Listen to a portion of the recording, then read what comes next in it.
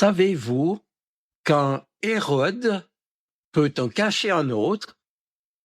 Il y a bien sûr cet Hérode dont Matthieu nous parle au chapitre 2 de son évangile, qui est aussi surnommé Hérode le Grand. D'origine étrangère, il s'était allié à la célèbre famille juive des Maccabées, et ce n'est que par son habileté politique que lui, l'étranger, obtint des Romains le trône de Judée. Tyran cruel et ambitieux, il n'a pas hésité à faire mourir tous ceux qui lui portaient ombrage. Dès lors, pour rendre son règne tolérable aux Juifs qui, évidemment, le haïssaient, il fit restaurer avec grandeur le temple de Jérusalem. Et puis, il y a bien sûr cet autre Hérode, mentionné ailleurs dans les évangiles, un fils d'Hérode le Grand, qui deviendra plus tard tétrarque de la Galilée. Il fit décapiter Jean-Baptiste et régna jusqu'après la mort de Jésus. Et derrière, on peut évidemment y voir la figure encore plus terrifiante et redoutable de l'ennemi de Dieu. De fait, aujourd'hui, le Seigneur a mis 3 choses sur mon cœur que je vais partager avec vous. La première, c'est que, peut-être plus que jamais ces derniers temps, nous sommes engagés dans un combat entre la lumière et les ténèbres.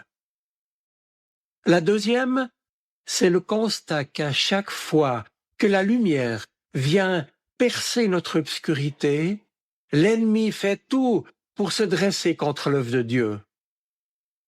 Et enfin, la troisième, c'est la promesse que Dieu nous fait, que ceux qui sont véritablement attachés à Jésus-Christ triompheront du mal et des ténèbres. Je reprends. On sait que les chrétiens d'origine juive étaient probablement majoritaires dans la communauté chrétienne à laquelle l'évangile de Matthieu s'est d'abord adressé. Mais dans cette communauté, on trouvait aussi un groupe significatif de chrétiens d'origine païenne.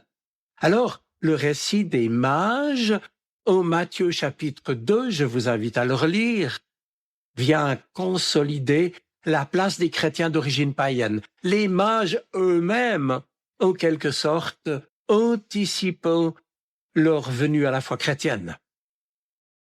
Petite précision en passant. Bethléem en Judée nous est bien connu à cause de David, lui qui a reçu l'onction royale des mains du prophète Samuel. On peut lire son histoire dans le premier livre des rois.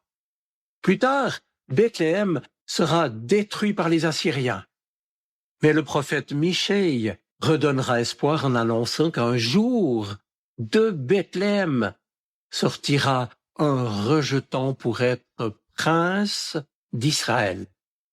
C'est au chapitre 5 de Michée, le verset 1er. Raison pour laquelle Bethléem a été considéré comme le lieu où devait naître le Messie. Et c'est ce que nous confirme Matthieu, qui nous dit qu'Hérode se mit à s'informer où devait naître le Messie. On lui répondit à Bethléem en Judée. Et l'évangile de Jean, au chapitre 7, l'attestera aussi. Je cite, « L'Écriture n'a-t-elle pas dit que c'est de la descendance de David et de Bethléem, le village où était David, que doit venir le Christ ?» Bref, mes amis, le Messie, Christ en grec, tant attendu était donc arrivé. Une étoile apparue dans le ciel avait même annoncé sa naissance, et la suivant, des savants étrangers, des mages, étaient venus de loin pour le saluer, lui, le roi nouveau-né. Mais alors qu'il l'avait signalé, les gens qui connaissaient les Écritures à Jérusalem n'ont pas pris la peine d'aller à Bethléem pour voir ce que Dieu avait fait. Des bergers, des petites gens, et les mages donc, vinrent le voir, cet enfant nouveau-né. et les anges étaient là, nous dit le texte. Mais les religieux n'ont pas fait ce qu'ils auraient dû faire.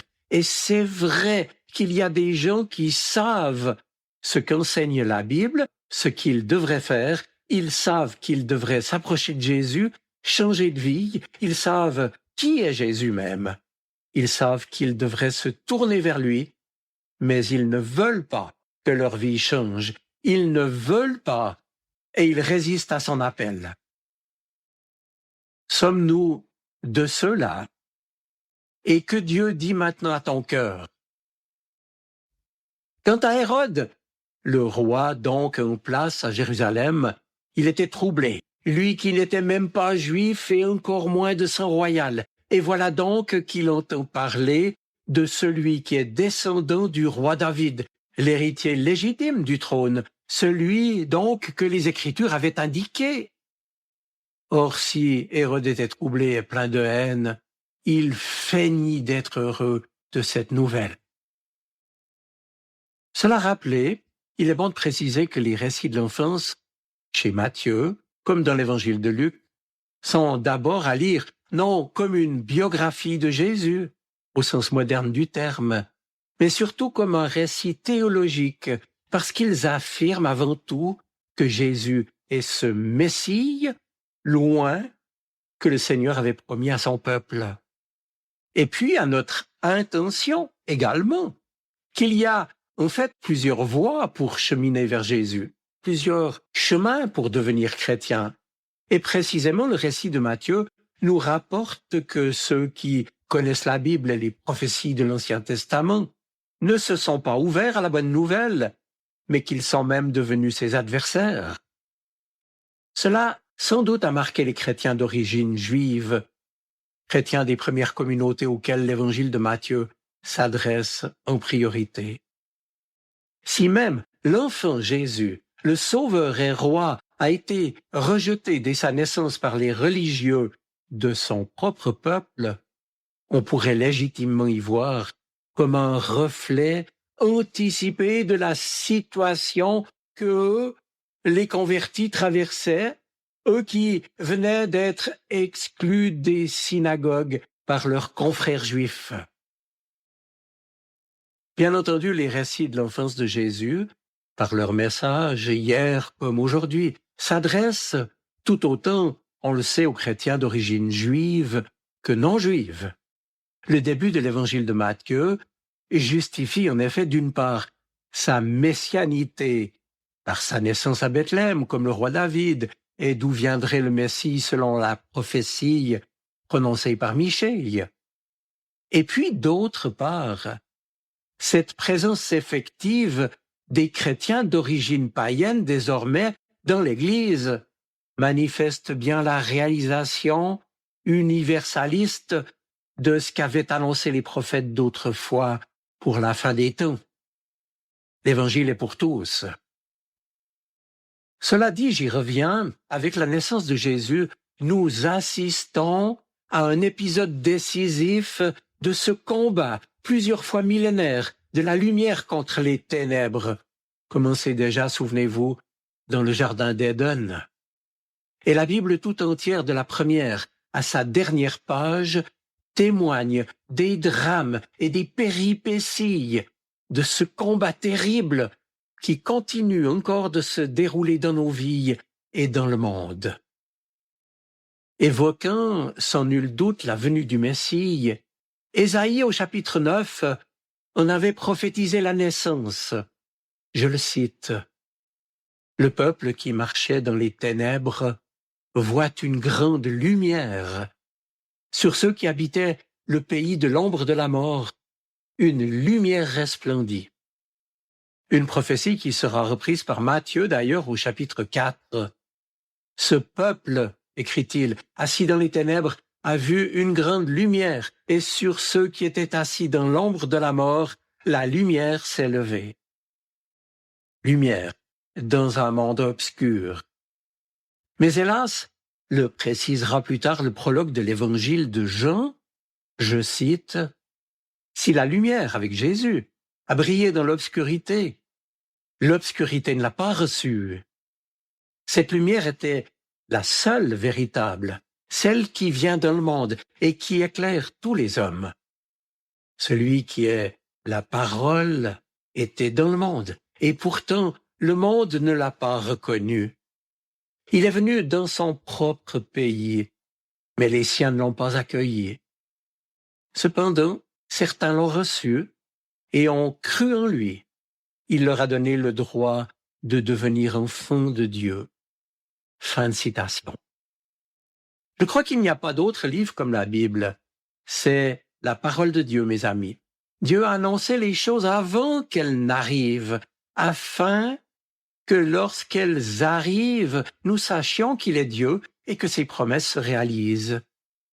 Dieu déclare des merveilles que nous ne pouvons pas même imaginer, et elles se produisent. Mais que les bougies et les guirlandes de l'Avent ne nous trompent pas.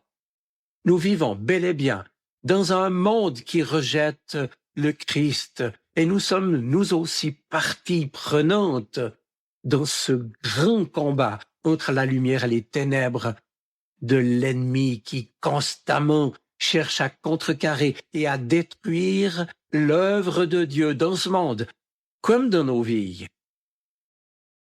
Maintenant, ce que j'ai à vous dire en deuxième lieu, c'est donc que c'est aussi dans nos vies de chrétiens que l'ennemi de Dieu cherche à nous atteindre pour nous détruire. Ce que dit l'apôtre Jacques dans son épître, soumettez-vous à Dieu, résistez au diable, et il fuira loin de vous.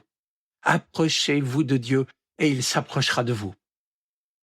Ou bien ce que dit aussi Pierre dans sa première lettre, sous une forme imagée, mais ô combien explicite, Déchargez-vous sur Dieu de tous vos soucis, car lui-même prend soin de vous. Mais alors soyez bien éveillés, lucides, car votre ennemi, le diable, rôde comme un lion rugissant, cherchant quelqu'un à dévorer.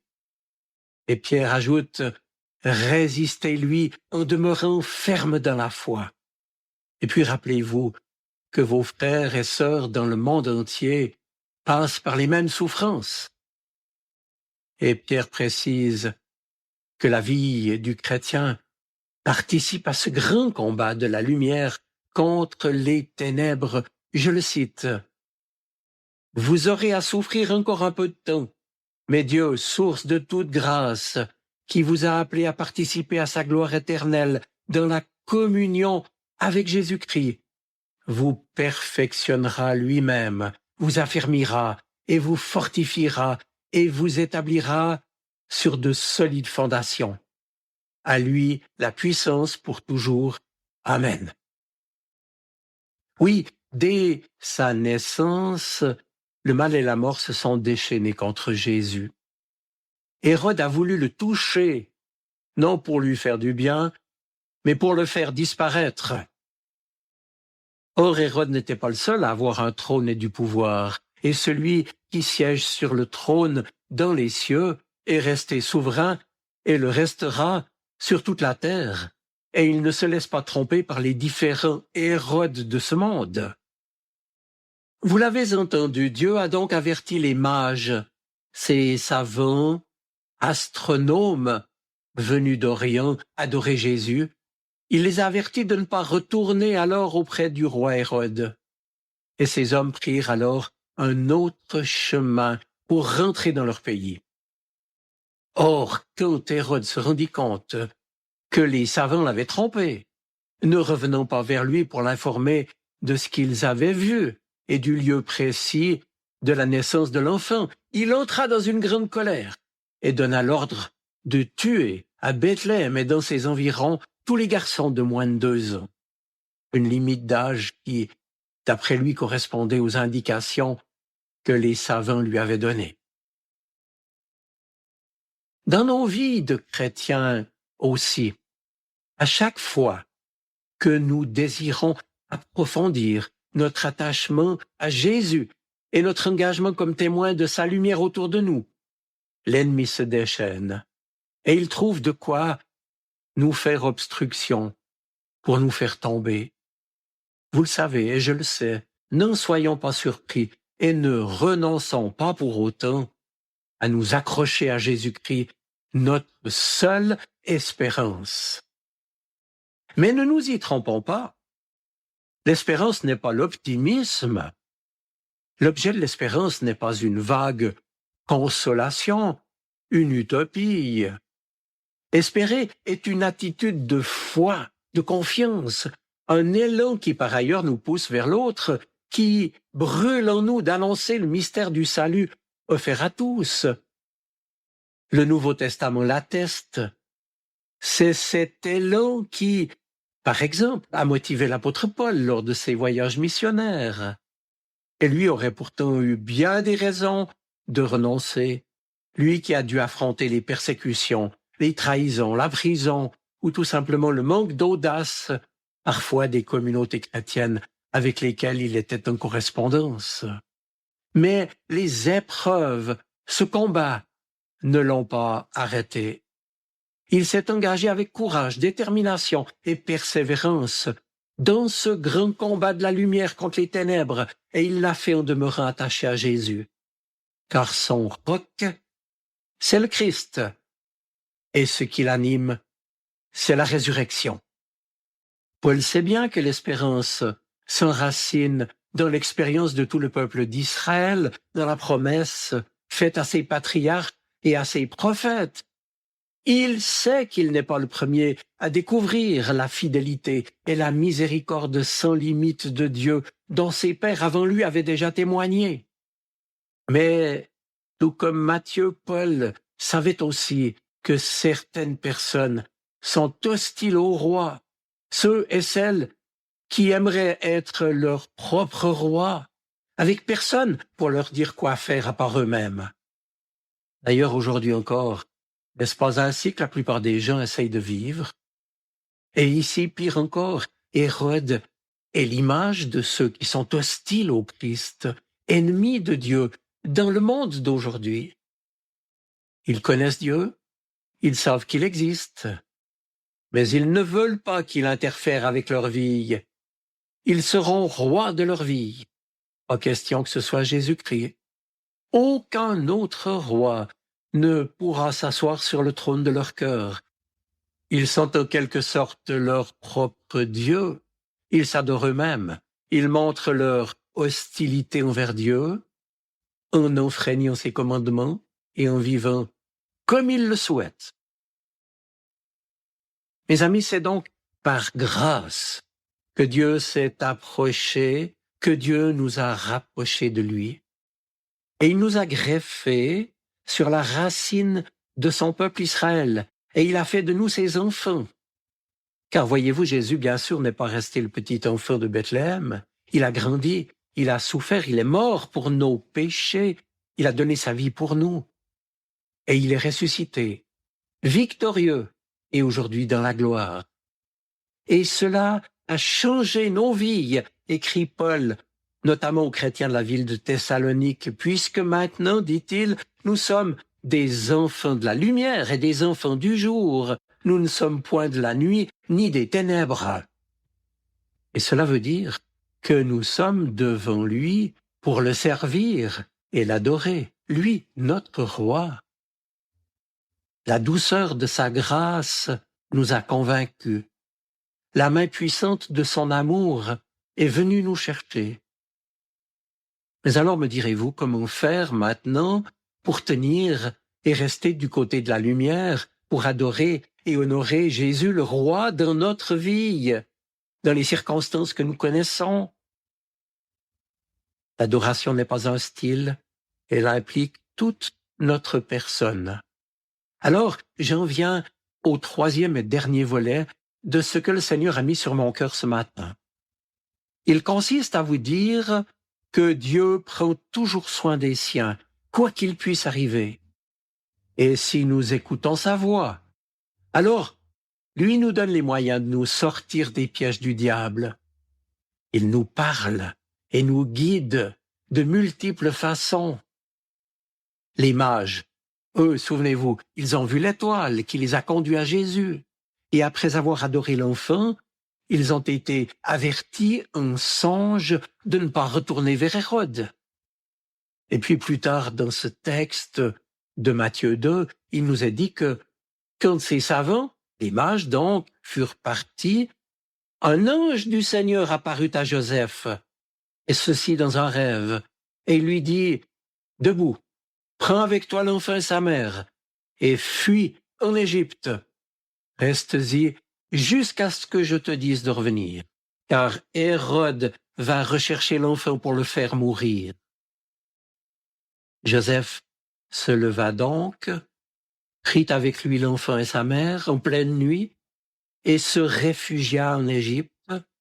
Il y resta jusqu'à la mort d'Hérode.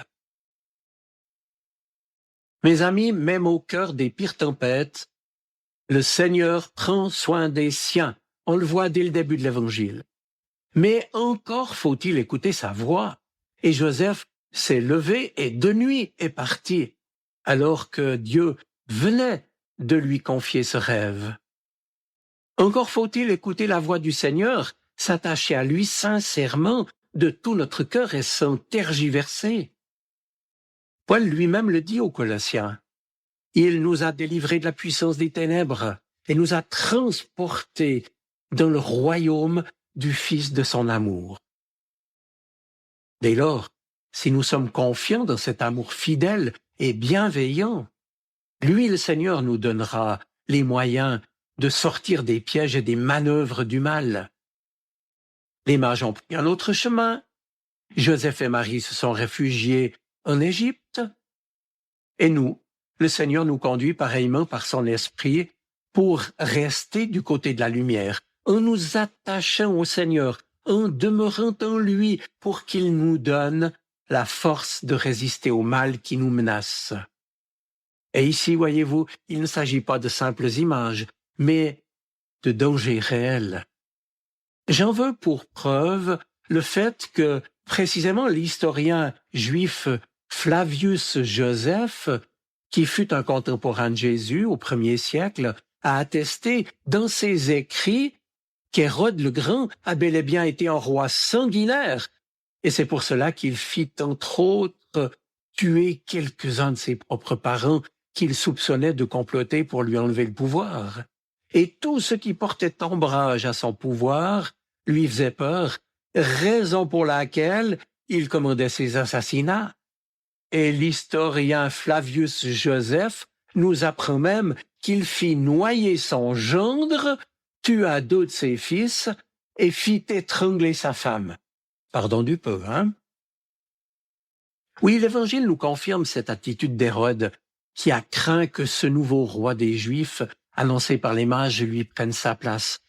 Alors terrorisé et plein de haine, il fit tuer les enfants de 2 ans et moins pour éliminer le danger de son trône menacé. Il est évident qu'ici, Matthieu attire notre attention sur cette cruauté qui dit tout de l'opposition entre le roi sans armée qui est Jésus et la puissance mondaine et criminelle d'Hérode.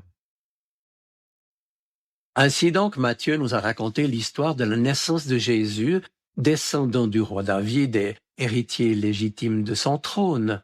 Mais il nous dit cet enfant est bien plus qu'un descendant royal, puisqu'il est né parce que Dieu lui-même est intervenu par son esprit dans la vie d'une jeune femme, d'une vierge.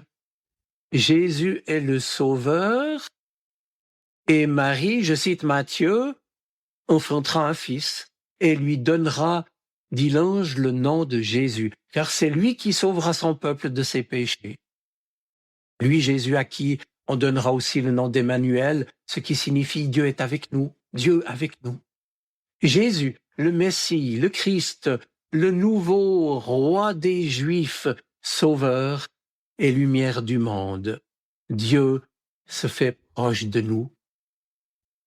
Et cela nous procure bien sûr une grande espérance, malgré le fait que tous ceux qui, comme Hérode, exercent un pouvoir dévoyé en agissant pour mettre fin au règne du Christ. Hier, c'était en cherchant à éliminer Jésus dès sa naissance. Aujourd'hui, c'est sans doute en écrasant les valeurs les plus précieuses et les vies nées de l'Évangile. Ce combat entre la lumière et les ténèbres continue et durera encore quelque temps.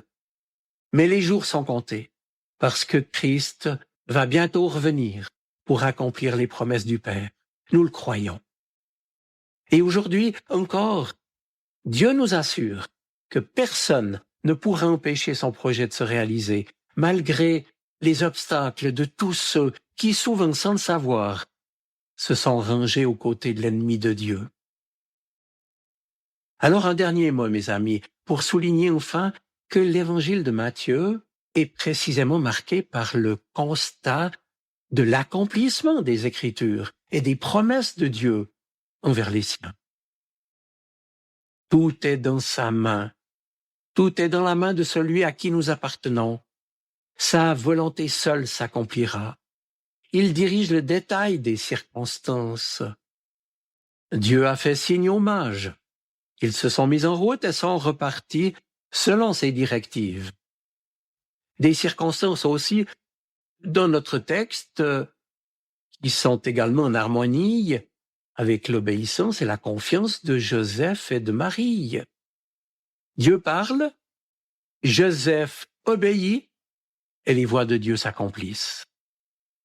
Eh bien, il en est de même pour nous. Alors, faisons confiance au Seigneur dans nos circonstances à nous et lui bénira à la fin. Oui, il le fera parce que le Christ triomphera, comme il a triomphé de ceux qui ont voulu le tuer. Lui qui a échappé aux griffes d'Hérode, lui qui a échappé aux griffes de la mort au matin de sa résurrection. De même, son règne triomphera et il donnera la victoire à tous ceux et toutes celles qui s'attachent à lui et qui se confient en lui dans la foi, l'espérance et l'amour, que lui saura nous renouveler jour après jour. Soyez bénis. Amen.